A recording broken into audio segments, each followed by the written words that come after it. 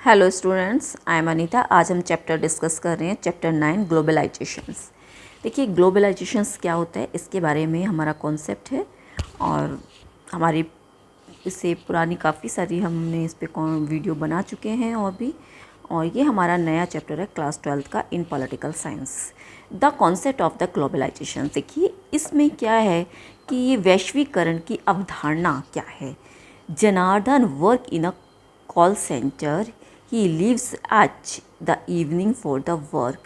Means Janardan है, Janardan work in a call centre. He leaves late in the evening for the work. Become John when he enter his office. Acquire a new accent and the speak of a different language. Means कहने का मतलब ये है कि जनार्दन एक call centre में काम करता था और वह देर दोपहर से काम के लिए निकलता है और दफ्तर में घुसने के साथ ही वह जॉन बन जाता था और एक नया लिहाज उसका क्या चेंज कर लेता था और हज़ारों किलोमीटर दूर बैठे अपने ग्राहकों से वो कंटिन्यू बात करता था। उसकी बात करने का वे उसकी बात करने का वे एकदम डिफरेंट था। तो उसका जो भाषा थी, जो वो घर में भी साधारण भाषा नहीं बोली, उस तरह की वो भाषा अपने घर में भी नहीं बोलता था। उसका लहज़ा अपने घर में, वह तो भाषा लहज़ा बिल्कुल डिफरेंट था और वो सारी रात काम करता था क्योंकि जहाँ जिस हिसाब से वो वर्क करता था वहाँ पर अगर इंडिया में नाइट है तो वहाँ वो डे होता था, तो सारी रात काम करता था, जो दरअसल उसके विदेशी ग्राहकों के लिए दिन का समय होता था। जनार्दन एक ऐसे आदमी को अपनी सेवा प्रदान कर रहा था जिससे बहुत सारे संभव था कि उससे वो लाभ ले सके या कभी आमने सामने की मुलाकात ना कर सके, और उसका कोई संभव ही नहीं था कि वो उससे आमने सामने की मुलाकात कर सकता है।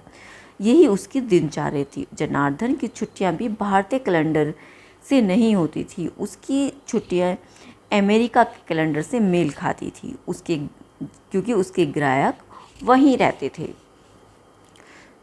तो ये फिज़िकली देखा जाए तो जनार्दन का जो meet the likely meet physically this is the daily routine ही holiday also not correspondent to the Indian calendar. उसकी जो छुट्टियां थी वो इंडियन कैलेंडर के अकॉर्डिंग नहीं थी। Those his clients who happen to be from the US, क्योंकि उसके जो क्लाइंट थे वो यूएस के थे।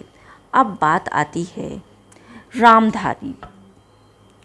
देखिए, Ramdhari has gone shopping to buy a birthday gift for this 9-year-old daughter. He has promised her a small cycle and decided to search a market to the something he find the affordable has the well as the responsible quality.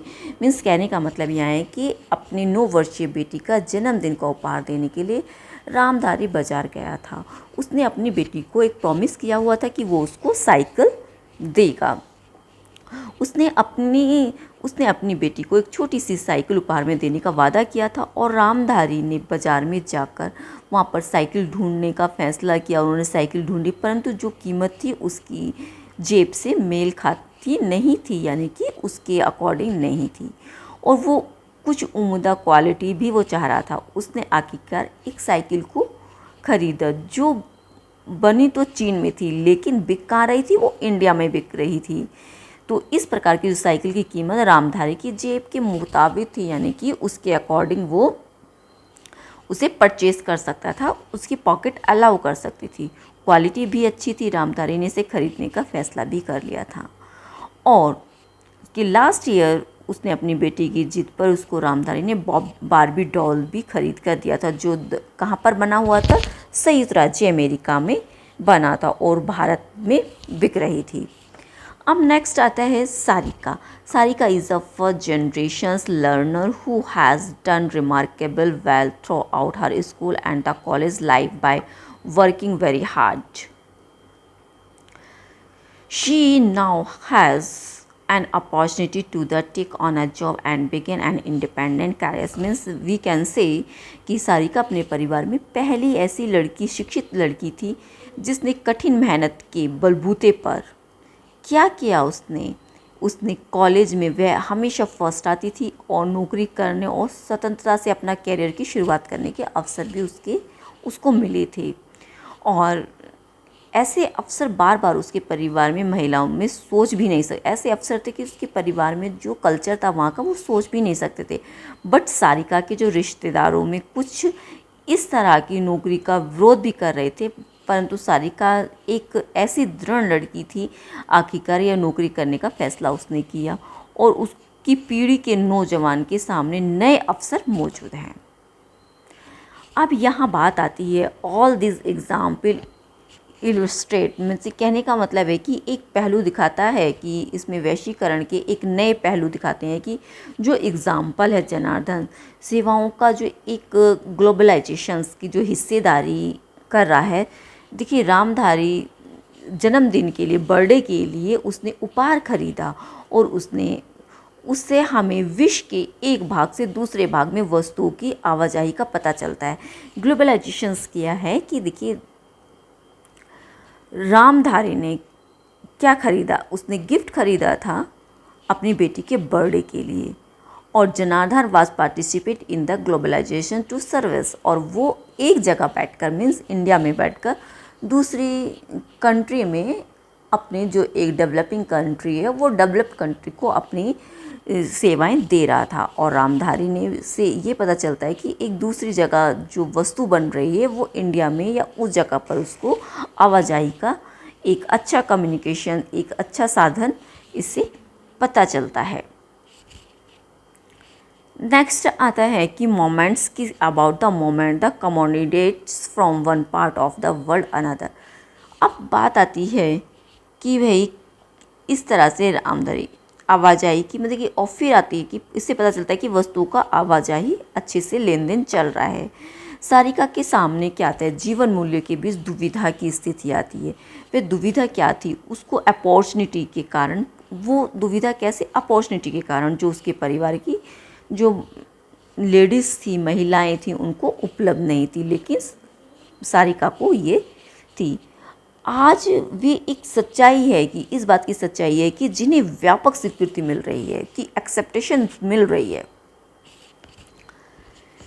We look for example of the use of the term globalization in real life, we will realize that it is used a various content। Means कहने का मतलब ये है कि हम यहाँ एक reality के साथ ग्लोबलाइजेशंस का इस्तेमाल शब्द देख सकते हैं कि इसका मतलब कई तरह से, नीचे कुछ एग्जाम्पल भी दिए गए हैं। देखिए जैसे फर्स्ट एग्जाम्पल है, some farmer committed the suicide because their crops failed. They had bought very expensive seeds supplied by a multinational company MNC।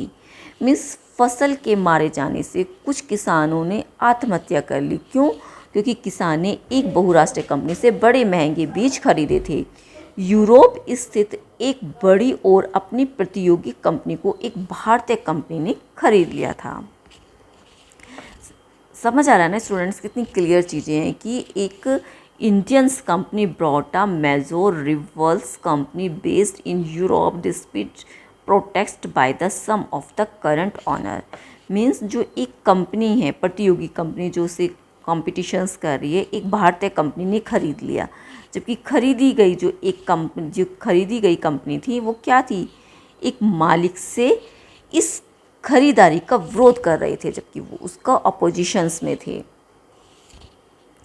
अब आता है कि many retail shopkeeper fear that they would lose their livelihood. Means कहने का मतलब है कि जो दुकानदारों को इस तरह का बह रहता है कि अगर कुछ काफ़ी बड़े उस पर इंटरनेशनल कंपनियां हैं, देश में आकर अपना व्यापार करने लगेंगी और अपना व्यापार खोलेंगे, उसकी श्रृंखला उसकी एक चेन बनाएंगी, तो हो सकता है उनकी रोजी रोटी जाती रहे या चली जाए। इस बात का भी उनको एक डर आ। Film producer in Mumbai was assured of fitting the story of his film from another film made in a Hollywood।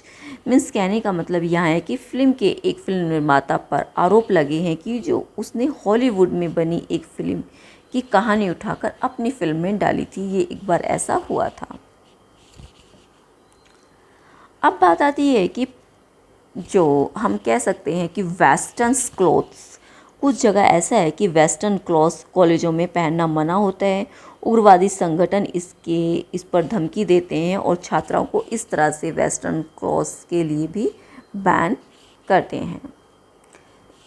अब ये एग्ज़ाम्पल हैं कि ये एक ग्लोबलाइजेशन के हर अर्थ में पॉजिटिव ही नहीं होता, इसको हम हर अर्थ में ये पॉजिटिव नहीं होता, ये निगेटिव भी होता है। इसके कुछ ऐसे negative consequence for the people. Indeed, there are many beliefs that globalization has more negative consequence than positive. These example also show us that globalization need not be only about the economic issues, nor is the directions of the influence always from the rich to the poor country।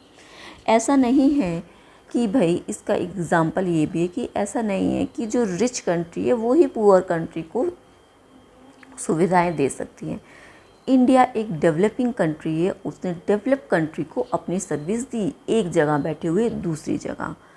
तो इस बात से ये बात confirm हो जाती है कि ऐसा नहीं है कि डेवलप्ड ही डेवलपिंग कंट्री को हेल्प कर सकती है, बट डेवलपिंग कंट्री भी डेवलप्ड को हेल्प कर सकती है। Next, since much of the uses tends to be impressive, it does become the important to clarify what we means the globalization। इस कहने का मतलब है कि जो ग्लोबलाइजेशंस का प्रयोग अधिक अगर हम एक सटीक उसमें एक ठोस उसमें अगर मीनिंग नहीं होता है तो इसलिए स्पष्ट कहना ज़रूरी है कि एक कॉन्सेप्ट है ग्लोबलाइजेशंस की, उसकी बुनियाद है किस पर। प्रभाव कई तरह के हो सकते हैं। विश्व के हिस्सों के विचारों का भी एक दूसरे के साथ पहुंचना है, और जो हमारी कैपिटल है उसको ज़्यादा जगहों पर जाना, और जो हमारे वस्तु हैं, थिंग्स हैं का कई देशों तक पहुंचाना और उनका व्यापार करना आजीविका की तलाश में। तो यहाँ कहा जा सकता है कि इस तरह से बहुत सारी चीज़ें हो रही हैं। विभिन्न हिस्सों में अपनी आवाज़ को पहुंचाना, एक जगह से दूसरी जगह पर उसका जुड़ाव निरंतर रहना।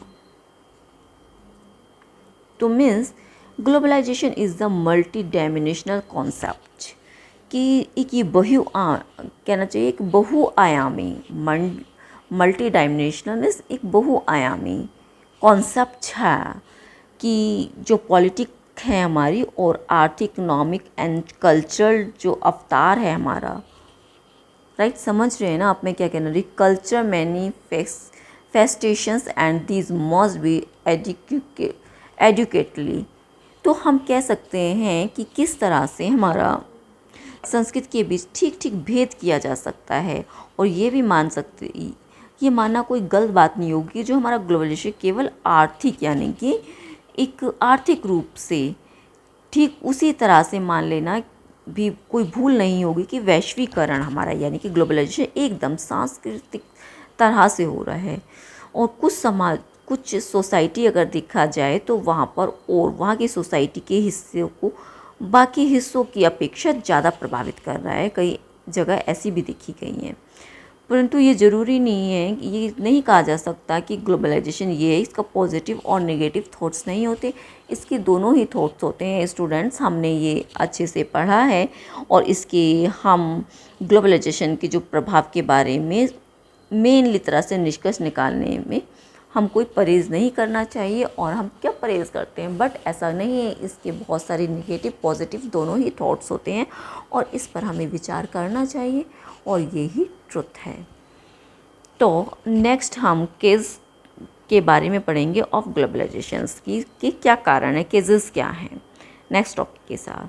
Thank you watching for my video.